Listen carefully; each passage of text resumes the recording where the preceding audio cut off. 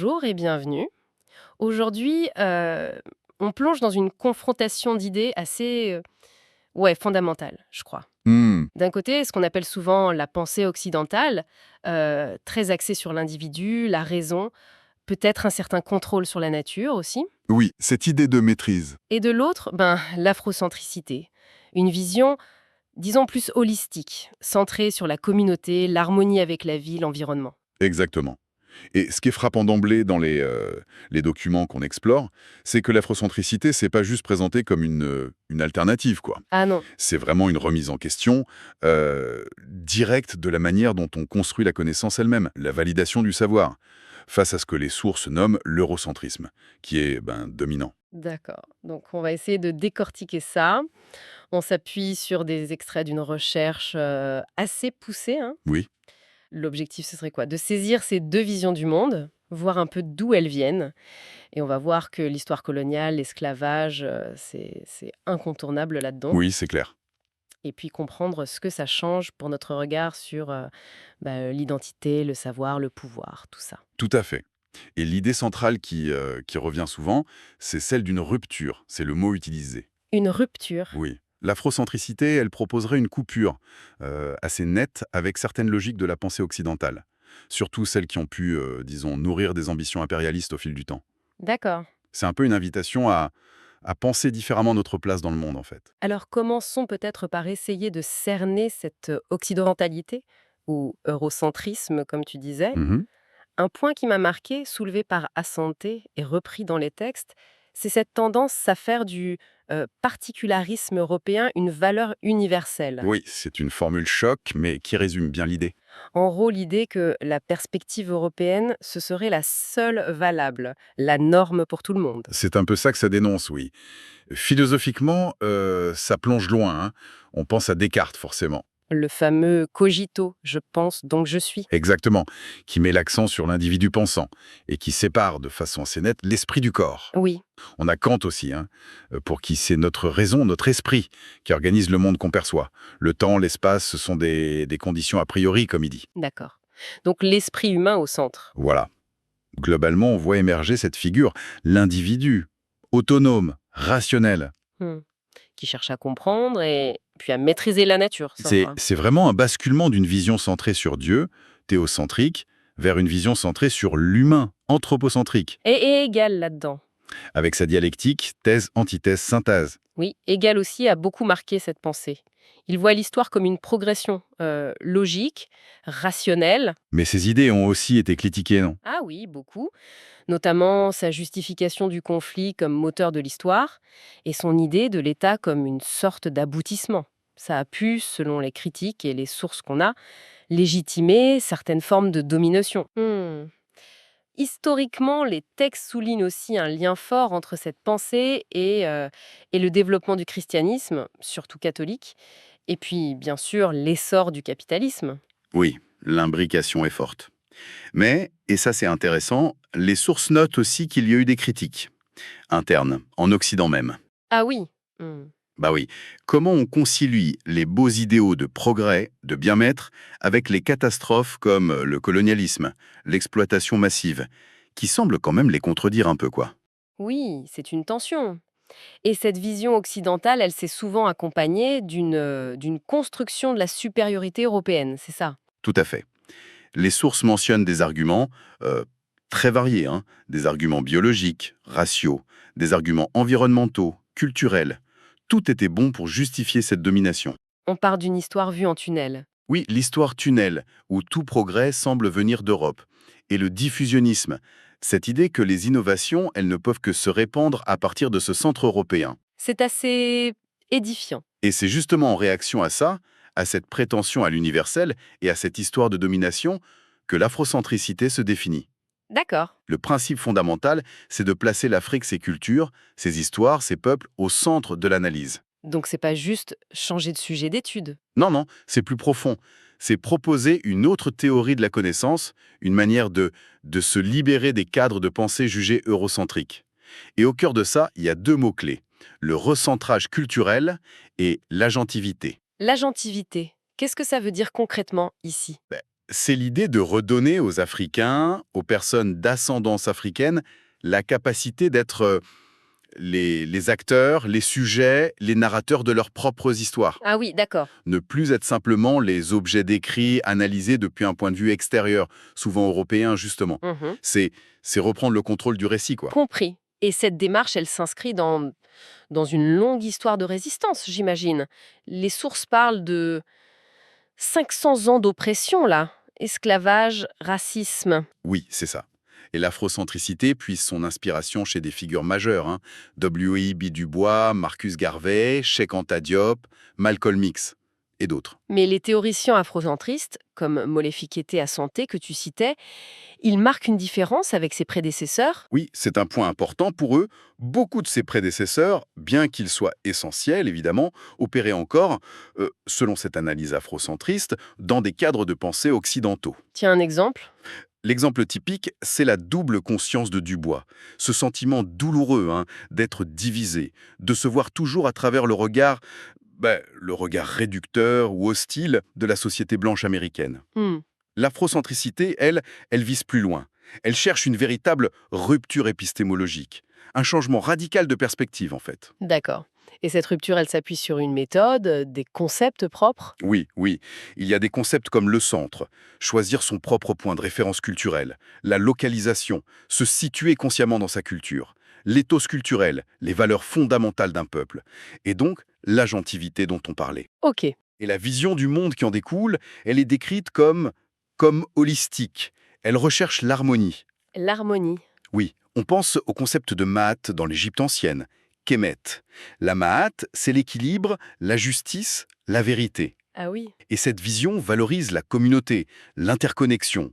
Ça, c'est un contraste assez fort avec l'individualisme qu'on attribue souvent à la pensée occidentale. Et chez Anta Diop, son rôle là-dedans? Ah, fondamental. Son travail a été crucial pour redéfinir la place de Kemet, l'Égypte ancienne, comme une civilisation négro-africaine centrale contestant les récits eurocentriques qui tendaient à la blanchir ou à la séparer du reste de l'Afrique. D'accord, je vois. Le contraste devient, oui, plus net.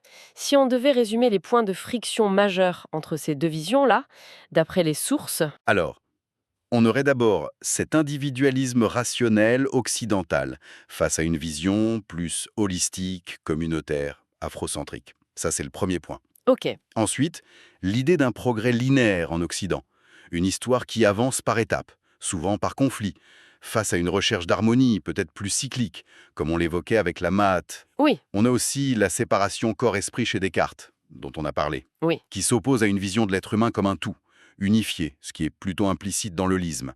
Et enfin, cette volonté de contrôle sur la nature versus une recherche d'intégration, d'harmonie avec elle. Et tout ça, ce n'est pas resté juste philosophique, abstrait. Les documents insistent vraiment sur le lien direct entre cette pensée occidentale, avec ses notions de supériorité, sa visée universaliste, et, et l'entreprise coloniale. Ah oui, absolument. Le lien est présenté comme intrinsèque. Le colonialisme, il a été motivé par la recherche de profits économiques, ça c'est clair, c'est indéniable. Mais il a aussi été soutenu, légitimé, par des justifications religieuses et puis surtout par des idéologies racistes. Il fallait construire l'infériorité des peuples colonisés pour justifier leur exploitation. Avec des conséquences dévastatrices décrites dans les textes, la dépossession des terres, l'exploitation des ressources, et puis des êtres humains via l'esclavage. Oui, la tentative de destruction des cultures locales, l'imposition des langues, des valeurs étrangères, la création d'une dépendance économique qui dure encore aujourd'hui d'ailleurs. Sans parler des traumatismes psychologiques, cet esprit colonisé, la double conscience. Exactement. Et les sources mettent aussi un coup de projecteur sur le rôle central de la traite atlantique. Ce n'était pas juste une tragédie humaine, ce qui est déjà énorme, c'était aussi un système économique. Le commerce triangulaire. Voilà. Un système qui a été essentiel, selon cette analyse, à l'accumulation du capital en Europe, et donc à l'émergence de la modernité capitaliste telle qu'on la connaît. C'est énorme comme impact. Mais face à ça, il y a eu de la résistance, évidemment. Toujours. La résistance n'a jamais cessé. Les sources rappellent les révoltes d'esclaves, bien sûr, la création de communautés libres comme les quilombos au Brésil, Ah oui. et puis évidemment la résistance intellectuelle, dont l'afrocentricité est une héritière directe. Et c'est dans ce contexte, cette recherche d'outils de libération, qu'on peut comprendre l'intérêt, au début, de certains penseurs africains, afro-américains, pour le marxisme. Oui, tout à fait. Le marxisme, ça semblait offrir une grille d'analyse de l'oppression, et puis une promesse de changement radical, de révolution. Donc forcément, ça a attiré. Oui, mais assez vite, des critiques ont émergé, c'est ça, pointé dans nos sources. La critique principale, c'était quoi? Bah, la critique principale, c'est que le marxisme classique, en se focalisant beaucoup sur la lutte des classes, sur l'économie, il aurait eu tendance à sous-estimer, voire parfois à ignorer, le rôle central de la race et du racisme dans l'oppression coloniale, et post-coloniale aussi. Le facteur racial n'était pas assez pris en compte. Voilà. Et puis, il y avait aussi le fait que des concepts comme la propriété privée, des moyens de production, ou même la lutte des classes telle qu'elle était théorisée en Europe, bah, ça collait pas toujours aux réalités sociales africaines. Comment ça, Alain? Bah, dans beaucoup de sociétés africaines, il y avait plutôt des systèmes d'usage communautaire de la terre, par exemple. Pas la même notion de propriété privée. D'accord. Et le marxisme orthodoxe, il montrait aussi ses limites pour penser les nouvelles formes de domination après les indépendances, ce qu'on appelle le néocolonialisme. D'où des tentatives d'adapter le marxisme, alors. On pense à Amilcar Cabral en Guinée-Bissau? Oui, Cabral est une figure clé. Il insistait beaucoup sur l'importance d'analyser la réalité concrète, interne de chaque société. Et il a eu cette formule célèbre où il appelait la petite bourgeoisie intellectuelle à un suicide de classe. C'était vraiment une tentative de construire un socialisme spécifiquement africain, basé sur les valeurs traditionnelles de la famille élargie, de la communauté, de l'entraide. Donc différent du modèle soviétique ou chinois. Oui, il cherchait vraiment à ancrer le socialisme dans un état d'esprit africain, comme il disait. Il se distinguait du marxisme-léninisme plus classique de figures comme Nkrumah, par exemple, sur certains points. Intéressant de voir ces hybridations, ces adaptations. Parlons maintenant d'un autre courant occidental qui a eu un écho particulier, l'existentialisme. Ah oui, les sources explorent comment ces thèmes, la liberté, l'angoisse, l'aliénation, ont pu résonner chez des penseurs noirs confrontés au racisme, à la déshumanisation. Oui, parce que l'expérience d'être noir dans une société qui nie ton humanité, ça pousse des questions existentielles fondamentales, forcément. Bien sûr. Des auteurs comme Sartre, Camus ont eu une influence sur des figures majeures comme Aimé Césaire, Frantz Fanon, Richard Wright aux États-Unis. Ils y trouvaient des outils pour penser l'absurdité de leurs conditions, la nécessité de se créer soi-même face à l'oppression. Et c'est dans ce contexte intellectuel-là que naît le mouvement de la négritude à Paris, en Exactement. Césaire, Senghor, Damas. Exactement. L'objectif, c'était de revendiquer fièrement une identité, une culture noire, contre l'assimilation culturelle française, contre le racisme ambiant. C'était un mouvement culturel et politique très important. Mais là aussi, des questions se posent d'après les textes. Est-ce qu'un cadre philosophique européen comme l'existentialisme peut vraiment saisir toute la spécificité de l'expérience noire sous le racisme? C'est la question, oui. Est-ce que l'adopter, même pour le critiquer ou le dépasser, c'est pas une autre forme d'aliénation finalement? Hmm. Et la négritude elle-même, elle a été critiquée? Oui, il y a eu des débats, notamment la vision de Senghor, parfois jugée un peu trop essentialiste, comme s'il figeait une essence noire basée sur l'émotion, la sensibilité, par opposition à celle de Césaire, qui était peut-être plus historique, plus politique dans sa définition de la négritude. D'accord.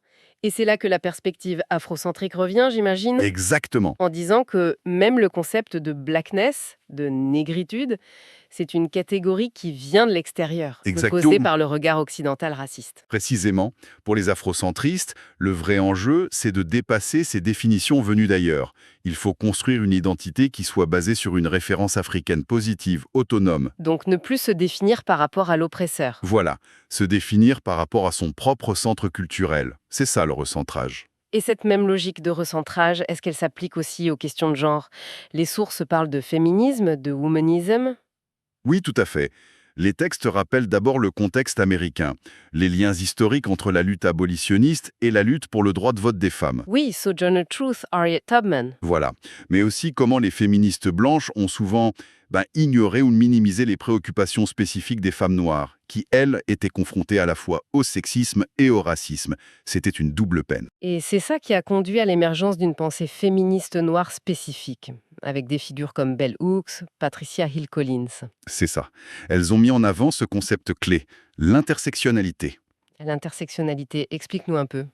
L'idée, c'est que les systèmes d'oppression, la race, la classe, le genre, la sexualité, ils sont pas séparés, ils s'entrecroisent. Ils se renforcent mutuellement.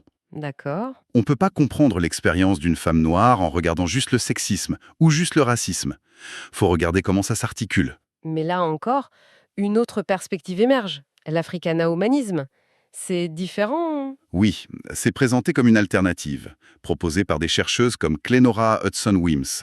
C'est une approche qui se veut spécifiquement centrée sur l'expérience et les valeurs africaines. Et qu'est-ce qu'elle met en avant? Elle met l'accent sur la famille, la communauté, la complémentarité homme-femme dans la lutte commune pour la survie, le progrès du peuple. Elle se distingue du féminisme occidental qui est parfois jugé trop individualiste ou trop focalisé sur une confrontation homme-femme qui ne correspondrait pas forcément aux priorités ou aux réalités de toutes les femmes africaines ou d'ascendance africaine. D'accord. Donc une approche afrocentrique du genre qui insiste sur l'harmonie, la lutte partagée. C'est l'idée, oui. Dépasser les dichotomies jugées occidentales. On arrive vers la fin de notre parcours avec deux courants intellectuels plus récents, le postmodernisme et le postcolonialisme. Comment ils dialoguent avec l'afrocentricité d'après les sources? Alors, le postmodernisme, on pense à Lyotard, Foucault, Derrida, a beaucoup critiqué les grands récits de la modernité, l'idée d'une vérité universelle. Il a mis l'accent sur le pouvoir, le discours, la fragmentation. Et le postcolonialisme? Lui, il s'intéresse plus spécifiquement aux héritages culturels, politiques, psychologiques de la colonisation, aux relations complexes entre anciens colonisateurs et colonisés après les indépendances. On pourrait penser que ces courants critiques sont des alliés naturels de l'afrocentricité, non? Il y a des points de convergence, c'est sûr. Mais il y a aussi de fortes critiques qui sont formulées dans les textes. Parfois même au sein du postcolonialisme lui-même. Ah oui, lesquels? Par exemple, est-ce qu'on est vraiment post-colonialisme alors que les structures de domination économique, culturelle, elles persistent? Le néocolonialisme encore? Voilà. Est-ce que le cadre d'analyse, au fond, reste pas fondamentalement eurocentrique? Et puis, il y a cette fameuse question de Gayatri Spivak. Le subalterne peut-il parler? C'est-à-dire? Est-ce que la voix des dominés peut vraiment s'exprimer, sans être déformée, récupérée par les cadres de pensée dominants? C'est une question cruciale. Et l'idée d'hybridité culturelle, de métissage, elle est critiquée aussi? Parfois, oui. L'hybridité, popularisée par Stuart Hall par exemple, elle décrit une réalité, c'est certain. Mais le risque, selon certains critiques, c'est que ça masque les rapports de pouvoir, que ça favorise une forme d'assimilation douce. Et la position afrocentrique là-dessus, elle est... Elle est assez constante en fait. Pour les afrocentristes, ces courants, bien qu'ils soient critiques, resteraient largement prisonniers des concepts des débats internes à la pensée occidentale. Donc pas une vraie rupture? Pas la rupture qu'ils recherchent, non. L'afrocentricité se présente comme une alternative qui propose un véritable déplacement du centre, une perspective non hiérarchique ancrée dans l'expérience africaine. Le débat sur la langue d'écriture est un bon exemple de ça, non? Faut-il écrire dans la langue de l'ancien colonisateur ou dans les langues africaines? Ah oui, c'est emblématique. Le débat passionné autour de ça avec des figures comme Ngugi wa Thiong'o qui défend l'usage des langues africaines. Ça montre bien cette volonté de décoloniser l'esprit jusqu'aux outils même de le penser. C'est fascinant tout ce parcours. Si on essaye de synthétiser un peu, on voit bien cette tension récurrente, hein. Hmm. D'un côté, une pensée occidentale, avec son histoire, son individualisme, sa prétention au passé à l'universel, son potentiel hégémonique. Et de l'autre, une démarche afrocentrique qui revendique un autre centre, une vision holistique et une finalité de libération. C'est vraiment ça. L'afrocentricité, telle qu'elle ressort de ces textes, c'est une tentative radicale de changer pas seulement ce que l'on pense, mais comment on pense, d'où on pense. C'est ça la rupture épistémologique. Alors pourquoi c'est important pour les gens qui nous écoutent, qui cherchent à être mieux informés aujourd'hui, comprendre ces différentes grilles de lecture, occidentalité, afrocentricité, et comment elles interagissent avec le marxisme, l'existentialisme, les féminismes, le postmodernisme, ça donne des clés, non? Ah oui, ça donne des clés essentielles, des clés pour décrypter l'information, pour questionner les récits qu'on nous présente comme évidents. sur l'histoire, la culture, les rapports de force dans le monde. Ça permet de voir les choses sous un autre angle. Et il faut souligner que l'afrocentricité telle qu'elle est exposée ici, elle ne se présente pas comme un dogme unique qui remplacerait tout le reste, c'est ça, hein? Non, pas du tout. C'est plutôt présenté comme une perspective essentielle, qui a été longtemps ignorée ou marginalisée, et qui est nécessaire si on veut tendre vers un monde réellement pluraliste, où les différentes cultures, les différentes visions du monde peuvent coexister sans hiérarchie. Une invitation à décentrer notre regard, comme tu disais. Exactement. Et pour laisser une dernière pensée à méditer, on pourrait se demander, en s'inspirant de ces lectures, comment ces cadres occidentaux et afrocentriques continuent de façonner, souvent de manière invisible, notre façon de comprendre les enjeux actuels. Hmm, bonne question. Que ce soit les relations internationales, les débats sur l'identité culturelle, ou même la recherche d'authenticité dans un monde globalisé, mais toujours marqué par cet héritage colonial. Oui. Ou alors, on pourrait le formuler autrement. Quelle est la pertinence concrète, aujourd'hui, de cette approche afrocentrique pour nous aider à identifier et peut-être à démanteler les hiérarchies qui persistent, Qu'elle soit liée à la race, à la culture. ou même à la connaissance elle-même? Est-ce que ça peut nous aider à imaginer un avenir plus juste, plus équilibré? Un avenir qui fasse vraiment place à la richesse de toutes les expériences humaines. Voilà. Voilà de quoi continuer à réfléchir, effectivement.